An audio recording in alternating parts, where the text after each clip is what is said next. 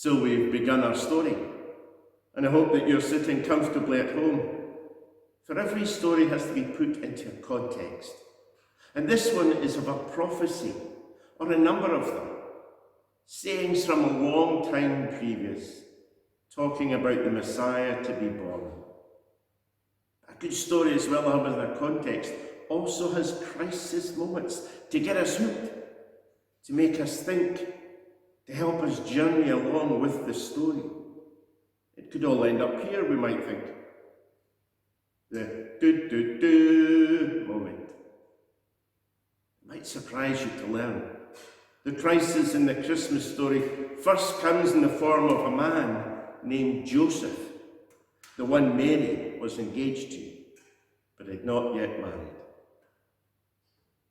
This is how the birth of Jesus, the Messiah, came about. His mother Mary was pledged to be married to Joseph, but before they came together, she was found to be pregnant by the Holy Spirit. Because Joseph, her husband, was faithful to the law and yet did not want to expose her to public disgrace, he had in mind to divorce her quietly. But after he had considered this, an angel of the Lord appeared to him in a dream and said, "Joseph, son of David, do not be afraid to take Mary home as your wife, because what is conceived in her is from the Holy Spirit. She will give birth to a son, and you are to give him the name Jesus, because he will save his people from their sins." All this took place to fulfill what the Lord had said through the prophet. The virgin will conceive and give birth to a son, and they will call him Emmanuel, which means God is with us. When Joseph woke up, he did what the angel of the Lord had commanded him, and took Mary home to be his wife.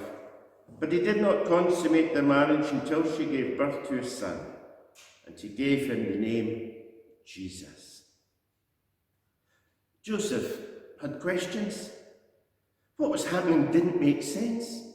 He loved Mary and he was confused how she was going to have a baby, but it wasn't his. It was hard.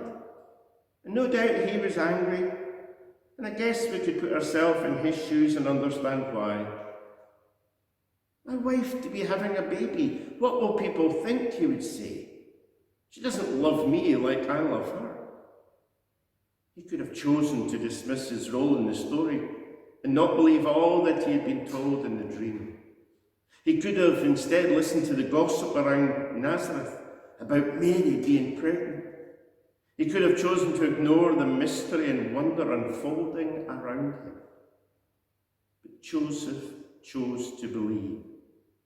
He chose to jump into the middle of the promise being fulfilled and take his place alongside Mary. It was close.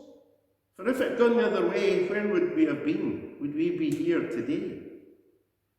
And now I wonder, how would we have acted? Would we choose to believe what God was doing and be willing to face all that would follow? Because he believed, Joseph was there for the birth of Emmanuel in a little town called Bethlehem. Let's sing now, O little town of Bethlehem.